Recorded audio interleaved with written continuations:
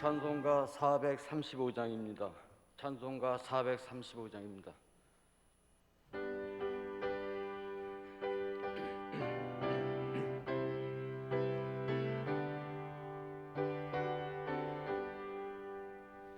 나의 영원하신 기여 생명보다 귀하다. 나의 갈 길 다으로 나와 동행하소서. 주께로 가까이 주께로 가오니 나의 갈 길 다가도록 나와 동행하소서. 세상 복이 아니란가 모든 명예버리고 험한 길을 가는 동안 나와 동행하소서. 주께로 가까이 주께로 가오니 나의 갈 길 다가도록 나와 동행하소서. 어두운 골짝 지나가며 험한 바다 건너서 천국문에 이르도록 나와 동행하소서. 주께로 가까이 주께로 가오니 나의 갈 길 다가도록 나와 동행하소서. 아멘. 446장입니다. 찬송가 446장입니다.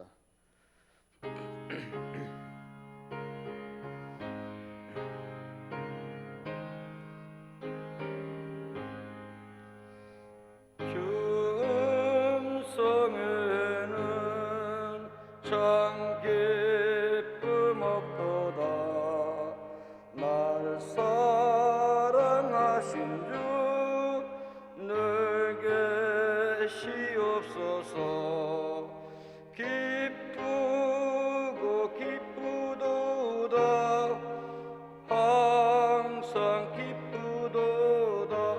나 주께 왔사오니 복 주옵소서. 나 주께 왔으니 복 주시옵소서. 주 함께 계시면 큰 시험이 이기네.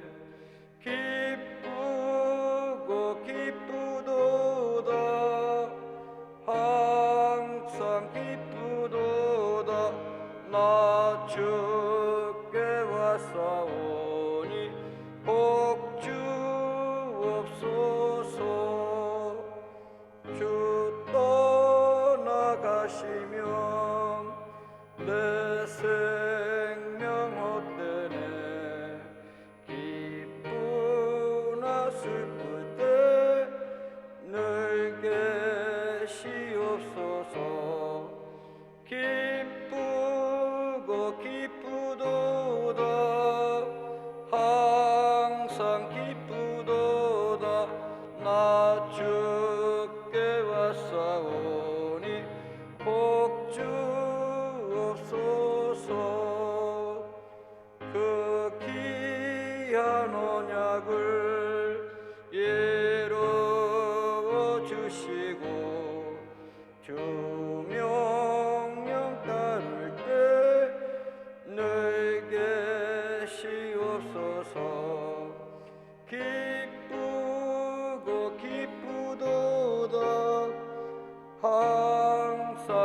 기쁘도다 나 주께 왔사오니 복 주옵소서. 아멘. 사도신경 하시겠습니다. 나는 전능하신 아버지 하나님 천지의 창조주를 믿습니다. 나는 그의 유일하신 아들 우리 주 예수 그리스도를 믿습니다. 그는 성령으로 잉태되어 동정녀 마리아에게서 나시고 본디오 빌라도에게 고난을 받아 십자가에 못 박혀 죽으시고 장사된 지 사흘 만에 죽은 자 가운데서 다시 살아나셨으며 하늘에 오르시어 전능하신 아버지 하나님 우편에 앉아 계시다가 거기로부터 살아있는 자와 죽은 자를 심판하러 오십니다. 나는 성령을 믿으며 거룩한 공교회와 성도의 교제와 죄를 용서받는 것과 몸의 부활과 영생을 믿습니다. 아멘. 박지원 담임 목사님께서 말씀 전하시겠습니다. 네, 오늘도 현장에서 또 온라인으로 예배드리신 우리 성도님들 주님의 이름으로 환영하고 축복합니다. 오늘도 주님이 우리에게 일용할 양식, 영혼의 양식 주실 줄 믿습니다. 오늘 큐티 본문은요, 누가복음 19장 11절로 27절까지 말씀입니다. 누가복음 19장 우리 11절에서 27절까지 조금 깁니다마는 한 이야기이기 때문에 다 읽도록 하겠습니다. 11절부터 제가 읽겠습니다. 그들이 이 말씀을 듣고 있을 때에 비유를 더하여 말씀하시니 이는 자기가 예루살렘에 가까이 오셨고 그들은 하나님 나라가 당장에 나타날 줄로 생각함이었더라. 이르시되 어떤 귀인이 왕위를 받아가지고 오려고 먼 나라로 갈 때에 그 종 열을 불러 은하 열 문화를 주며 이르되 내가 돌아올 때까지 장사하라 하니라. 그런데 그 백성이 그를 미워하여 사자를 뒤로 보내어 이르되 우리는 이 사람이 우리의 왕됨을 원하지 아니하나이다 하였더라. 기인이 왕위를 받아가지고 돌아와서 은하를 준 종들이 각각 어떻게 장사하였는지를 알고자 하여 그들을 부르니 그 첫째가 나와 이르되 주인이여 당신이 한 문화로 열 문화를 남겼나이다. 주인이 이르되 잘하였다 착한 종이요 내가 지극히 작은 것에 충성하였으니 10골 권세를 차지하라 하고 그 둘째가 와서 이르되 주인이여 당신이 한 문화로 5 문화를 만들었나이다. 주인이 그에게도 이르되 너도 5골을 차지하라 하고 또 한 사람이 와서 이르되 주인이여 보소서 당신의 한 문화가 여기 있나이다. 내가 수건으로 싸두었나이다.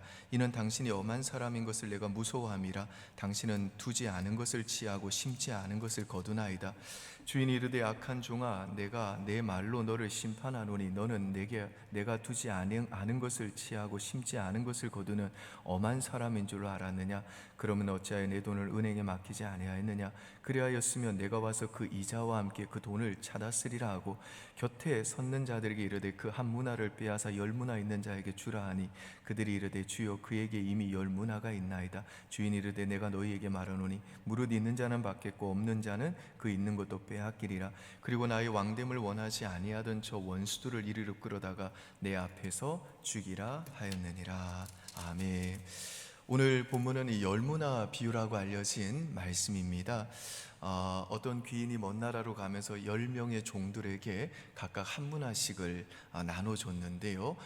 이 종들 중에는 10문화를 그 한 문화를 가지고 10문화를 남긴 종이 있었고 또 이 5문화를 남긴 종이 있었고 그리고 문화를 수건에 싸서 그냥 둔 종, 이렇게 세 부류의 종과 세 가지 결과가 나왔습니다. 여기에서 이 수건이라고 하는 이 단어는요, 원래 땀이라고 하는 단어에서 유래된 손수건을 가리킵니다. 그러니까 수건으로 한 문화를 싸가지고 그냥 둔 이 종은 주인이 돈을 자신에게 맡기고 떠난 날부터 그 주인이 다시 돌아올 때까지 수고하고 땀 흘릴 때 닦아야 될 그 손수건으로 그 돈을 그냥 쌓아두었다라는 뜻입니다. 그러자 이 주인은요, 이 10문화와 5문화를 남긴 종에게는 칭찬을 했습니다마는 문화를 수건에 싸서 그냥 둔 이 종을 향해서는 이 악한 종이라고 부르시고요, 아주 엄히 책망을 하십니다. 심지어는 27절에는 그 종을 가리켜 내 원수다 라고 하는 굉장히 과격한 표현을 쓰시고 결국에는 그 원수를 내 앞에 끌고 와서 죽이라고 그렇게 심판을 선언을 하십니다. 여러분, 이 한 문화를 수건에 싸서 묻은 종은 대체 왜 이런 이해하지 못할 행동을 한 것일까요? 제가 결론부터 말씀드리면 그는 주인에 대해서 오해했기 때문에 그렇습니다. 그는 주인이 엄한 사람, 심지도 않고 거두는 사람, 심지도 않고 달라는 사람, 일만 하라고 하는 사람, 요구만 하는 사람으로 오해를 했던 겁니다. 우리 21절 한번 보실까요? 같이 한번 읽습니다. 이는 당신이 엄한 사람인 것을 내가 무서워함이라. 당신은 두지 않은 것을 취하고 심지 않은 것을 거두나이다. 그리고 우리 주님의 심판의 말씀인 27절을 보면 그는 나의 원됨을 원하지 아니하였다, 내 원수다 라고 하는 말로 비추어 볼 때 이 종은요, 그 주인의 그 주인됨, 그 주인의 왕됨을 원치 않았던 자이고, 그가 다시 돌아올 것이라고 했던 그 말을 믿지 않았던 종인 것을 우리가 알 수가 있습니다.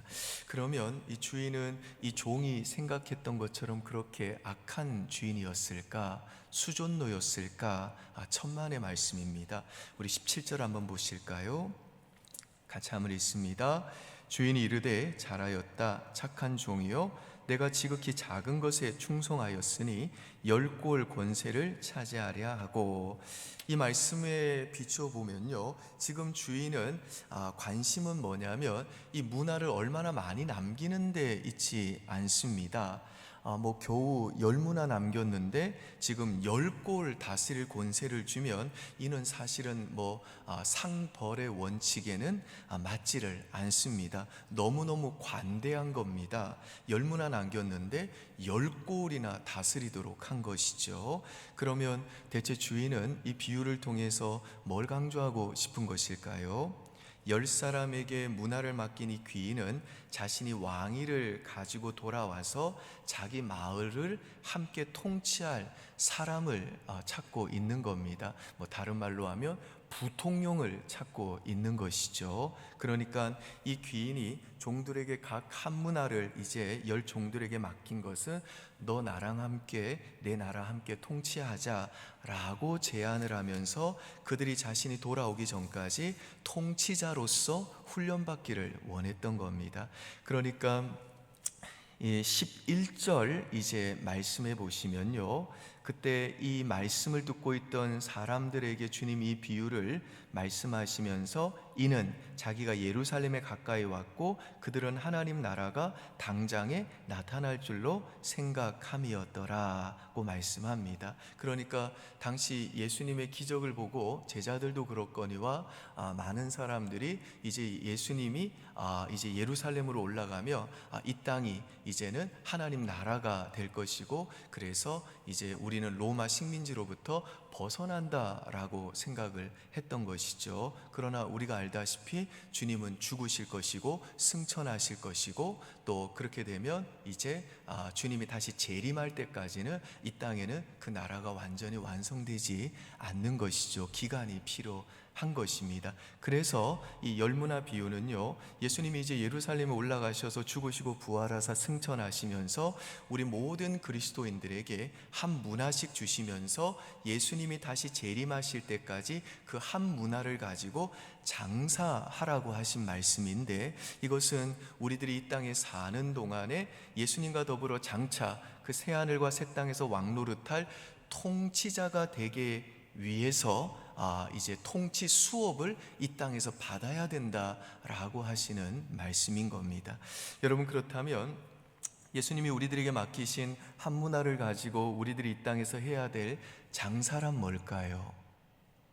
다른 말로 하면 이 땅에서 우리들이 받아야 될 그 통치자가 되기 위한 통치 수업은 뭘까요? 통치자 훈련은 뭘까요? 하나님이 우리에게 주신 생명과 재능과 시간과 기회와 물질과 건강과 능력을 가지고 하나님의 일을 하라는 것이겠죠. 그러면 하나님의 일은 뭘까요?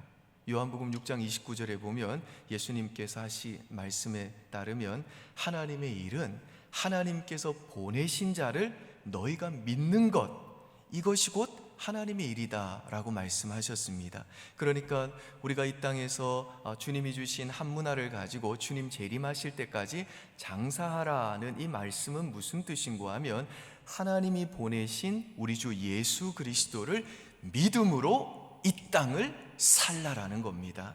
그리고 이 땅에서 그 주님의 왕되심을 믿고 그 왕되신 주님께 어떤 경우에라도 복종하고 순종하며 사는 삶이 바로 우리들이 장차 예수님이 재림하실 때 새하늘과 새 땅에서 예수님과 더불어 왕노릇하는 통치자가 되기 위해 우리가 이 땅에서 주님 재림하시기 전까지 받아야 될 통치자 수업, 부통령 수업이라는 것이죠. 왜냐하면 하나님 나라는요, 오직 주님의 그 왕되심에 복종하는 자들만이 주님과 더불어 영원토록 왕노릇하는 곳이기 때문에 그렇습니다. 그래서 17절과 19절에 보시면 주님은 이 10문화와 5문화를 남긴 종들을 향해서 각각 10골 권세와 5골 권세를 차지하라고 말씀하는데, 이것은 너는 10골을, 너는 5골을 다스릴 통치자가 되라, 그런 뜻이죠.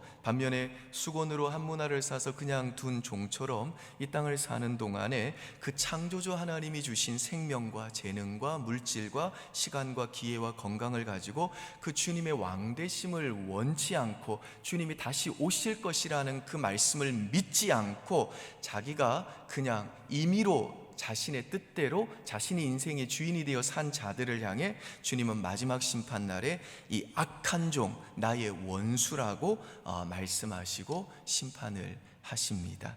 이 당시에 어떤 역사적인 사건이 있었냐면, 헤롯 대왕이 죽었을 때에 그가 통치하던 유대 땅을 그의 자녀들인 헤롯 안티파스와 헤롯 빌립과 또 아킬라오에게 이 분할을 해 주었습니다. 그런데 당시는 로마의 식민지 국가로 대군주인 로마 정부에 의한 인준이 필요했습니다.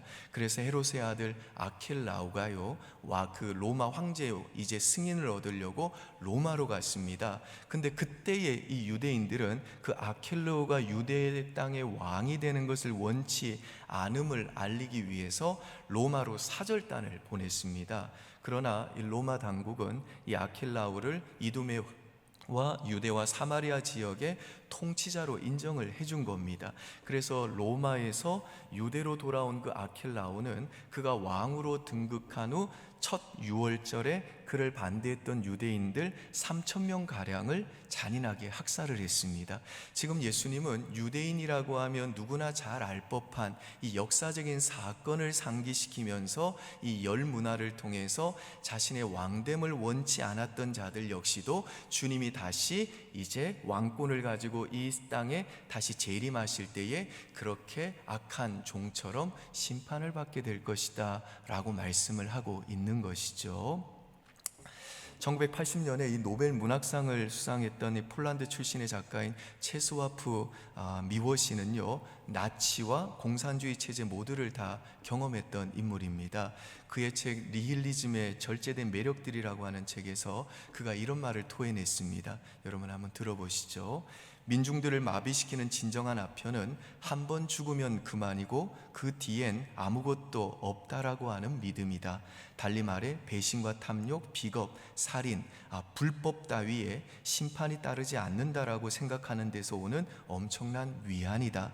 하지만 신앙은 하나님 같이 인간의 행위는 사라지거나 지워지지 않는다라고 하는 사실을 강조하고 인정하고 있다. 죽고 난 다음에는 그 다음 세상이 있고 우리의 모든 행위를 지켜보시고 그것을 판단하셔서 심판하실 하나님이 계시다는 이 믿음을 가진 사람들보다 이 땅에서의 삶을 더 진실하게, 더 정직하게, 더 신실하게, 더 다른 사람을 섬기고 사랑하며 살아갈 수 있는 사람이 과연 누가 있겠는가? 그러니까 인간들이 심판하시는 하나님을 그 머릿속에서 지워버리는 이유는 이 땅에서 마음껏 죄짓고 마음껏 자기 정욕대로 살고 자기 위에는 그 어떤 존재도 없기 때문에, 다음 세상은 없기 때문에, 심판자 하나님은 없기 때문에 자기가 자기 인생의 주인이 되어 자기 눈에 옳은 대로 살고 싶어서 그렇다라고 하는 인간 그 실존에 대한 통찰력을 이분이 말씀하신 겁니다. 그러나 여러분, 심판하시는 하나님은 반드시 존재하십니다.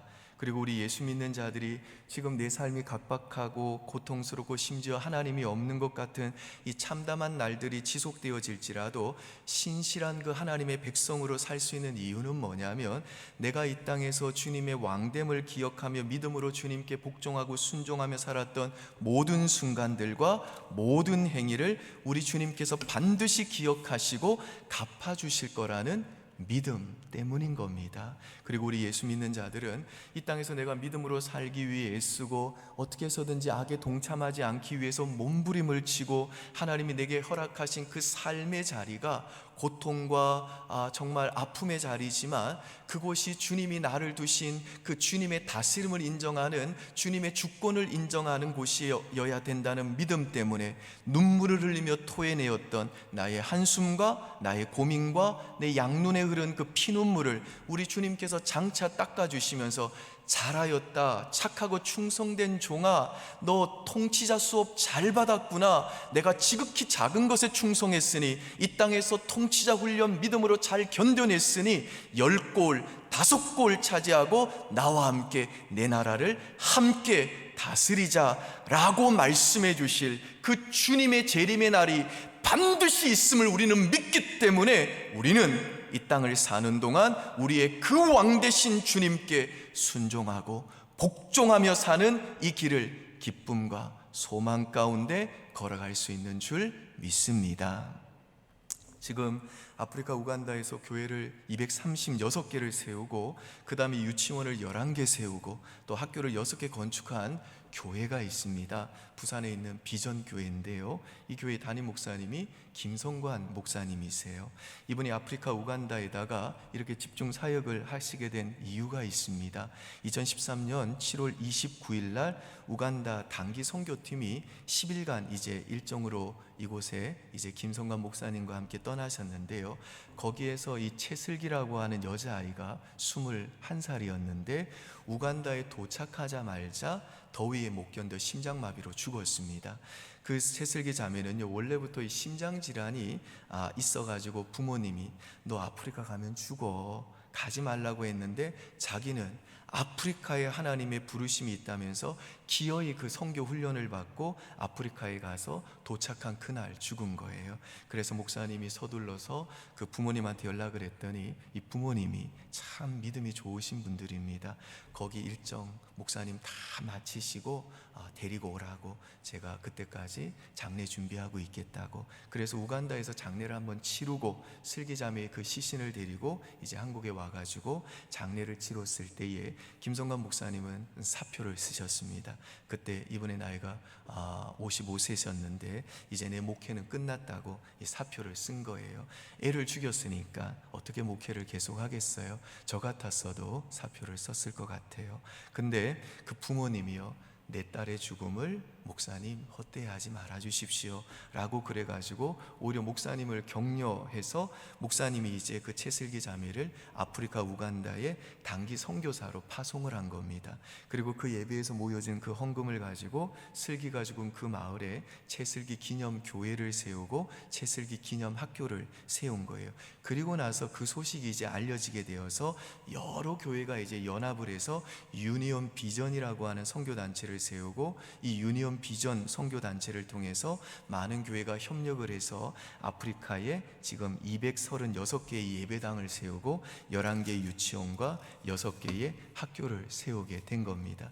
이 유니온 비전의 목적이 있습니다.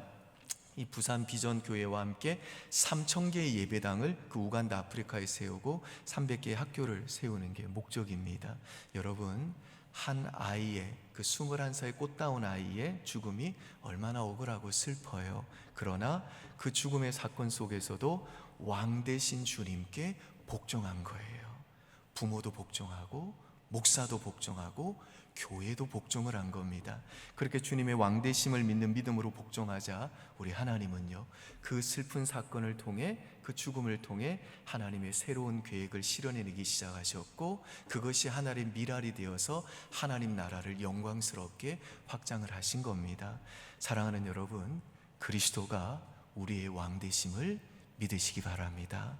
지금 이 땅에서 여러분이 겪고 있는 그 아픔과 고난과 이해할 수 없는 그 고통을 악한 종처럼 이건 주님이 내가 미워서 준 거야, 내가 과거에 지은 죄가 많아가지고 내 삶이 이렇게 고달픈 거야, 그렇게 부디 생각하지 마시고, 그래서 주님을 매정하고 모질고 악한 주인으로 오해하지 마시기 바랍니다. 오히려 그러한 고난과 시련과 아픔은 주님이 재림하실 때 주님과 더불어 그 새하늘과 새 땅에서 왕노릇하기 위한 나의 통치자 수업인 줄 알고, 어떤 상황에서도 어떤 경우에라도 나에게 주어진 내 삶을 포기하지 말고 나는 오직 나의 왕이신 주님께 복종하며 믿음으로 살겠노라 다짐하면서 이 한날도 장차 하나님 나라를 다스릴 왕자와 공주답게 신실하고 우아하게 살아내시기를 주의 이름으로 축원드립니다. 기도하겠습니다. 이 시간 우리 교회를 위해서 기도하겠습니다. 이번 주 토요일 날 문답식이 있고요, 또 주일날 또 세례 입교식이 있습니다. 주님 은혜 주셔서 안전하게 모든 예식들이 순조롭게 또 아름답게 은혜롭게 진행되고 온 성도들이 다시 한번 구원받은 감격과 기쁨이 충만해지는 복되고 은혜로운 시간 될 수 있도록, 그리고 모든 예식에 참여하는 분들이 단순하게 입술로만 고백이 아니라 그 입술의 고백이 진실한 삶으로 자신의 삶들에 나타나서 그리스도의 왕되심을 복종하는 변화된 삶으로 나타나는 은혜의 역사들이 있도록 기도해 주시기를 바랍니다. 그리고 우리 모든 다음 세대들을 위해서 기도할 때에 주님의 왕되심에 복종하는 우리의 자녀들, 청년들, 그래서 이들이 장차 하나님의 교회를 이끌어가고 하나님 나라를 확장해 나갈 귀한 하나님 나라의 일꾼으로 하나님 저들을 사용해 주십시오. 역사해 주시고 거듭나게 하시고 복음을 알게 하시고 예수 믿고 참된 예수의 제자로 살게 해달라고 기도해 주시기를 바랍니다. 우리 모든 선교사님들 위해서 기도해 주시고요, 위정자와 대통령, 그리고 또 계속 코로나 박멸을 위해서도 기도해 주시기 바랍니다. 환우들 위해서 기도해 주시고 여러분 각자를 위해서 한번 기도하고 각자 개인 기도하고 돌아가시겠습니다. 기도하겠습니다.